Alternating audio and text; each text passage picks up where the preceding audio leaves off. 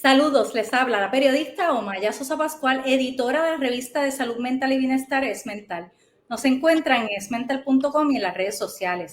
Hoy estaré conversando con las doctoras Alice Pérez Fernández y Melanie Acevedo Vélez, psicólogas clínicas ambas, sobre cómo evitar que los sucesos violentos de estos tiempos nos abrumen.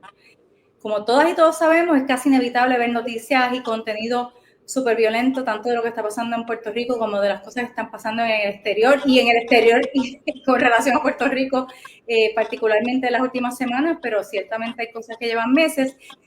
Y es importante que sepamos qué impacto puede tener la sobreexposición a este tipo de contenido y qué podemos hacer para protegernos a nosotros y proteger también a nuestros seres queridos, nuestro entorno, ¿verdad?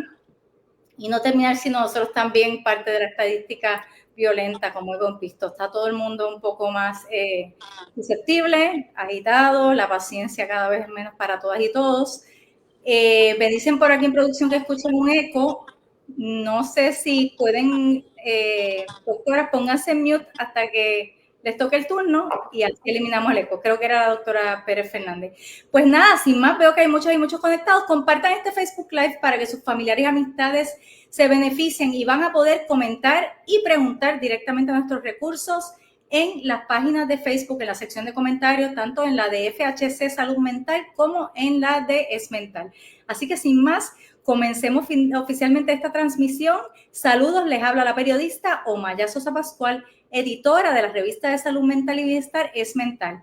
Nos encuentran en esmental.com y en las redes sociales. Hoy estaré conversando con las doctoras Alice Pérez Fernández y Melanie Acevedo Vélez, psicólogas clínicas, sobre cómo evitar que los sucesos violentos de estos tiempos nos abrumen. Como todas y todos sabemos, porque es casi inevitable vivir sin ver este contenido al respecto, en las últimas semanas han sido cada vez más patentes y continuos los sucesos violentos terribles, desgarradores y preocupantes, tanto en Puerto Rico como en el exterior. Lo que debemos también comenzar a discutir es cuál es el impacto que tiene el consumo constante de este contenido y de estas noticias sobre nuestra salud mental y nuestra salud física, como verán ustedes en la discusión en el día de hoy. ¿Qué podemos hacer para no saturarnos y qué podemos hacer para protegernos a nosotros, a nuestros seres queridos y nuestros entornos, para no convertirnos en parte del problema? De esto vamos a estar conversando hoy con nuestras expertas, quienes además van a estar disponibles para contestar tus preguntas en vivo. Nuevamente, escríbenos en la sección de comentarios de Facebook de EsMental o FHC, que voy a estarlos leyendo en vivo. Este Facebook Live es parte de una colaboración de la revista EsMental con FHC First Healthcare. FHC es una empresa coordinadora de servicios de salud mental, filial de UHS Inc. y entidad hermana del Hospital Panamericano en Puerto Rico. Nuestro propósito con estos Facebook Live es ofrecerte a ti herramientas prácticas para abordar retos de la vida diaria. Así que sin más, comencemos la conversación. Nuevamente compartan este Facebook Live y bienvenidas a ambas. Gracias por darnos un poco de su tiempo. Gracias por la oportunidad. Saludos. Vamos agradecida. Chévere. Y bienvenida, doctora Acevedo, que es la primera vez que la tenemos con nosotros. Ojalá no sea la última. Doctora Pérez, comencemos con usted. Como dije en la introducción, ¿verdad? En estos días hemos vivido muchas cosas violentas en Puerto Rico, comenzando por el asesinato de la joven Gabriela Nicole en Ay Bonito, todas estas noticias de la remilitarización repentina de Puerto Rico y con amenazas constantes entre el presidente Trump y el presidente Maduro, sin nosotros estar, ¿verdad? Estando nosotros en el medio. Y ya por meses los horrores de la guerra en Gaza y Ucrania, casi en directo en las redes sociales, a cada momento que abramos el celular. ¿Cómo pueden todas estas situaciones afectar nuestra salud mental? Bueno, primero tenemos que definir quizás lo que es violencia, ¿verdad? Para poder entonces entrar en el tema. Y la violencia no se limita a un acto individual, la violencia es estructural y sistémica y eso es parte de lo que nosotros tenemos que ver porque están enraizadas en condiciones sociales, económicas, políticas que nos afectan todo el tiempo. Eso va a incluir la violencia interpersonal, que es la que vemos como asesinatos, los feminicidios, ¿verdad? La violencia colectiva, que entonces ahí estaríamos hablando de la guerra, de los genocidios. Y también tenemos la violencia institucional que todos sufrimos aquí, que tiene que ver con la militarización, la desigualdad social, el racismo, la pobreza. Cuando estamos hablando, por ejemplo, de la falta de luz, de falta de acceso a servicios de salud o de educación, estamos hablando de esa violencia institucional. Así que todas tienen que ver en cómo nosotros lo estamos recibiendo y van a crear en nosotros obviamente unas conductas porque va a activar los sentimientos de indefensión de la persona, miedo, coraje, frustración, incertidumbre y va a afectar nuestra salud física y nuestra salud mental. Si yo divido eso, ¿verdad? En cuestiones físicas, por ejemplo, y vamos a hablar del área biológica, cuando yo estoy, ¿verdad? En exceso, viendo y recibiendo información de violencia o recibiendo actos violentos, vamos a ver que nuestro sistema simpático se activa, ¿verdad? El estrés aumenta, la ansiedad aumenta, el organismo va a tener una respuesta fisiológica que es importante, donde libera hormonas, se activa más el cortisol, que hace daño físicamente, la adrenalina también, nos pone en un sistema de alerta, ¿verdad? Continuo. Eso hace que entonces tenga problemas de sueño, problemas de memoria, para la producción diaria, mi sistema inmunológico baja, entonces tengo posiblemente puedo tener problemas gastrointestinales, que la gente, ¿verdad? Empieza a hablar de síntomas que tiene y que son parte de lo que pasa a nivel biológico. A nivel social, y algo que a mí me preocupa mucho, es que podemos normalizar la violencia. Yo creo que ese es un punto importante que tenemos siempre que, ¿verdad? Que mirar. Pero el estar todo el tiempo viendo, recibiendo de diferentes medios noticias violentas, me crea a mí una percepción de inseguridad. ¿Verdad? De desconfianza del mismo sistema, de lo que puede estar ocurriendo, de cómo mi familia va a estar bien. Voy a buscar cómo aislarme y eso causa también problemas en las relaciones sociales y en cómo colectivamente podemos unirnos para resolver problemas y evitar, ¿verdad?, que la violencia siga en aumento. Así que lo tengo que ver desde esa perspectiva. También vamos a ver que se debilitan las redes interpersonales y vemos entonces problemas a nivel de pareja, a niveles familiares, entre amistades, donde las cosas se van entonces, ¿verdad? Empezamos a ver dificultades en esos tipos de contexto a raíz de todo, ¿verdad? Lo que hemos estado hablando, que provocan los distintos tipos de violencia. Así que nosotros tenemos que ver que emocionalmente también nos vemos afectados porque provoca ansiedad, provoca miedo, hay personas que desarrollan depresión. Eso va a depender de cada uno y el tiempo que transcurra, ¿verdad? Donde estemos en ese acceso a esos medios y a las informaciones violentas. Va a deteriorar nuestro bienestar integral y nuestra salud integral también. Así que Wow, doctora, es la bien escucho y importante. realmente son muchas las formas en que esto nos afecta y creo que muchas y muchos no nos damos cuenta, yo me incluyo, de que esto nos viene afectando ya bastante por mucho tiempo. Uno está más conflictivo, uno tiene, como usted dice, problemas del sueño.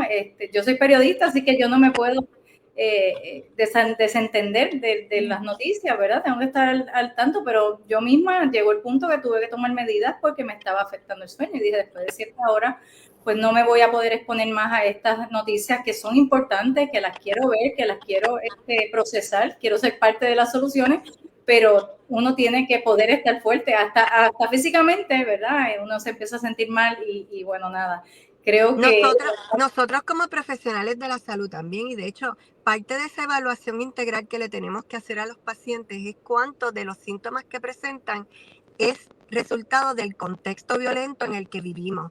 Porque si alguien llega a tu oficina y te está hablando que tiene problemas económicos, que el alza de la luz no le permite, ¿verdad?, hacer la compra, pues ciertamente los síntomas que tiene también están provocados por esta ola de violencia que estamos recibiendo. Así que tenemos que verlo, pero tenemos que cuidarnos. El autocuidado no es solamente para recetárselo, como uno dice, al paciente. Tenemos que aplicárnoslo en todas las profesiones. Eso te incluye. claro, son todas seres, ustedes son seres humanos también, ¿verdad? Somos todos De seres cómo humanos. nosotros debemos cuidarnos para poder estar lo mejor posible para atender a otras personas. ¿verdad? Y para atendernos continuar nosotros. y ser, ¿verdad? Productivo y por lo menos poder ser, vamos a seguir con la cotidianidad de la vida y no volverse parte del ambiente tóxico.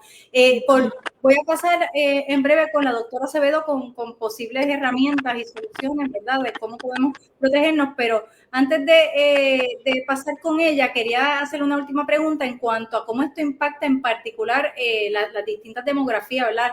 A los niños y adolescentes versus los adultos mayores.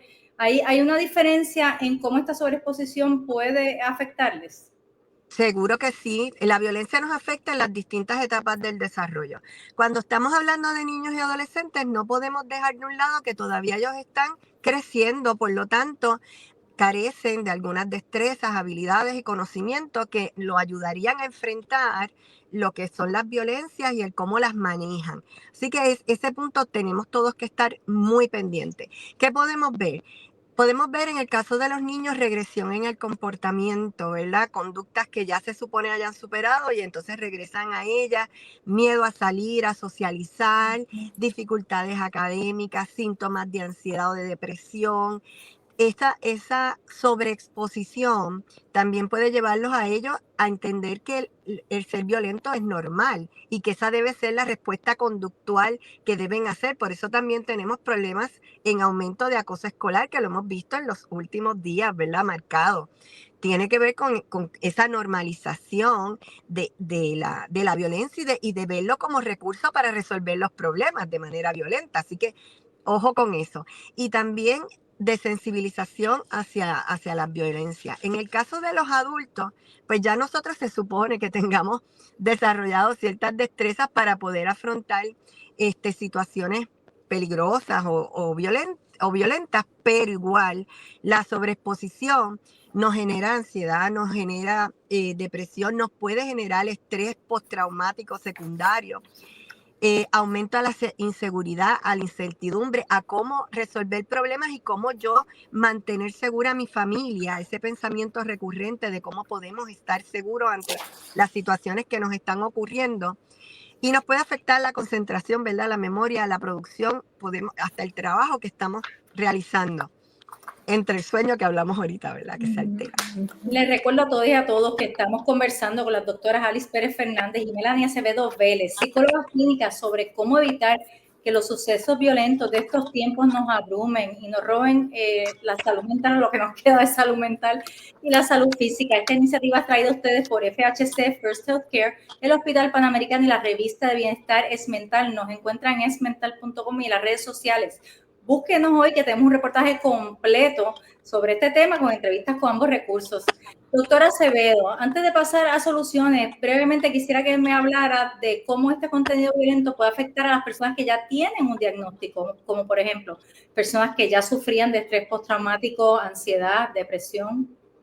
Sí, definitivamente yo considero que, y lo hemos visto, ¿verdad? Por lo menos yo no sé si la colega Alex también, básicamente actúa como un trigger, ¿verdad? O un activador sobre los síntomas que quizás ya estaban regulados en algún momento y lo que hace es traer de nuevo quizás esos recuerdos violentos llegan a la mente, ¿verdad? Los veteranos en esta situación, ¿verdad? Como quizás traen a memoria eventos vividos, traen temores, pesadillas nuevamente, la preocupación constante de qué va a pasar, los adultos mayores, ¿verdad?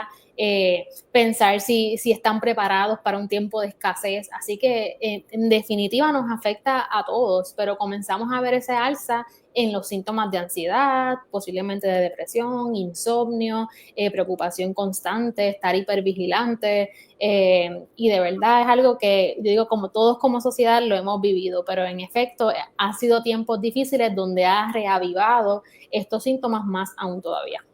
Aquí Juan Maraverde Sach, que colabora frecuentemente con nosotros, dice saludos, excelente panel, y le gustaría comentar también sobre la población de diversidad funcional y sus indicaciones.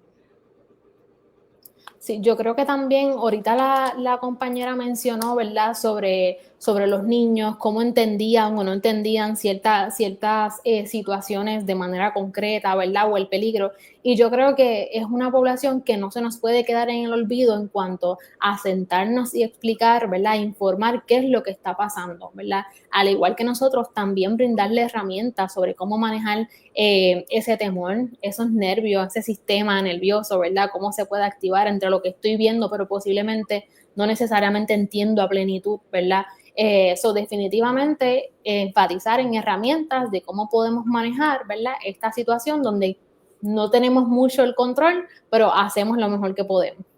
¿Usted ya está viendo en su consulta privada pacientes con consecuencias de este tipo de sobreexposición? Sí, mayormente veteranos. Veteranos es una población, ¿verdad?, que trabajo mucho y me encanta. Y sí, yo creo que en momentos como estos es donde se genera mayor preocupación, donde traen a memoria eventos vividos, personas que quizás estuvieron, ¿verdad?, presentes en lo que pasó con Vieques, ¿verdad?, y cómo esto afectó a Puerto Rico. Así que volvemos otra vez con esos recuerdos y lo que queremos evitar que ocurra en un futuro. Pues doctora, vamos con las recomendaciones entonces. Les recuerdo a todos y a todos que todavía tienen oportunidad de hacer algunas preguntas en los minutos finales que nos quedan. Preguntas, sugerencias, comentarios de cómo están viendo ustedes esta situación y cómo están viviendo la situación de todas estas violencias en sus propios hogares, ¿verdad? Y con sus familias. ¿Qué recomendaciones puede ofrecer para cuidar la salud mental ante todo este contenido constante en las redes sociales, en los medios de comunicación, ¿verdad? Y cuándo entonces es momento de buscar ayuda, ¿cuáles serían esas señales? Yo creo que primero que nada partimos de la premisa en que todos nos vemos, ¿verdad?, involucrados e implicados en que esto nos está afectando emocionalmente porque escuchamos de todos lados. Así que vamos a partir de esa premisa.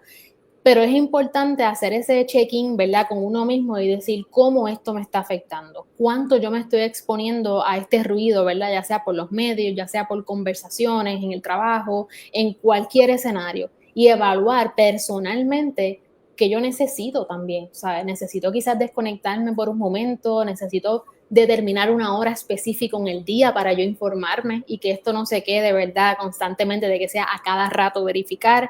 Eso es una de las maneras primordiales que yo diría cómo nos podemos cuidar.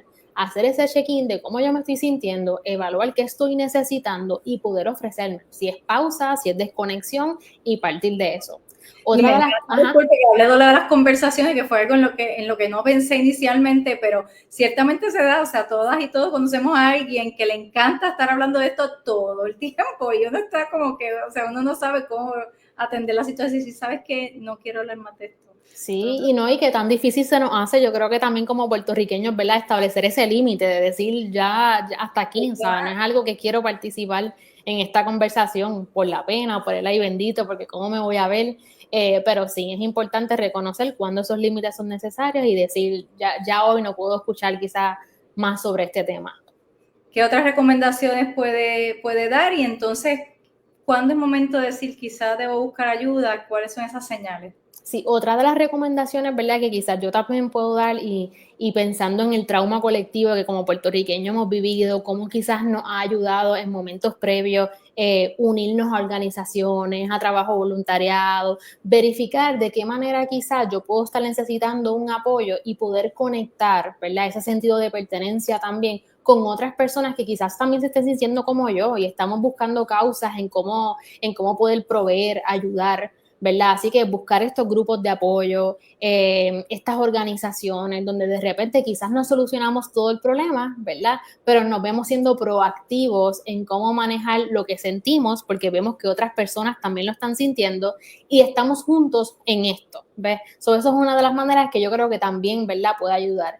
Ya cuando vemos que los síntomas son persistentes, que nos está afectando el sueño, que de repente no podemos dormir, que de repente sentimos una amenaza persistente, ¿verdad? De todos los días siento que puede pasar algo malo, que hay un peligro y de repente se me hace difícil relajarme, ¿verdad?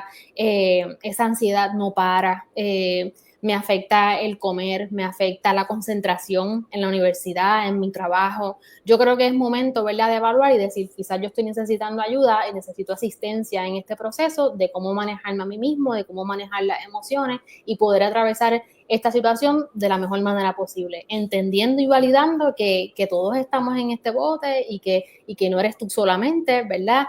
Pero que tus síntomas son importantes y que hay que trabajarlo. Por aquí Andrea Ruiz Sorrentini dice, tremendo panel y varias preguntas. ¿Cómo recomiendan abordar el tema del trauma con la población de mujeres trans sobrevivientes de violencia de género? Otra población que ha sido bien violentada en los últimos meses, ¿verdad? Casi a diario. Y a nivel coloquial, ¿cómo la abordarían? A ambas, ¿verdad? Bueno, yo te diría, este es un tema que nosotros trabajamos mucho desde el frente. En el caso de las mujeres víctimas sobrevivientes de violencia de género, las situaciones de violencia lo que hacen es activar más su trauma, ¿verdad? Así que debemos tener un espacio de validación, de comunicación abierta con ellas, ¿verdad? Para que puedan trabajar no solamente el trauma que trae, sino cómo pueden manejar esta otra violencia que está coexistiendo con la que ellas tienen. Y además de poder validarlas, tenemos que ofrecerles espacios de seguridad donde ellas vean que pueden controlar y manejar mejor su entorno, su vida y sus pensamientos. Y obviamente la compañera dio un punto importante, que es que estén también adentradas y participen en actividades comunitarias para ellas mismas que puedan sostenerse, ¿verdad? Como sobrevivientes y como personas. Así que me parece que es importante ese caso. Excelentes recomendaciones, ya estamos entrando en los minutitos finales.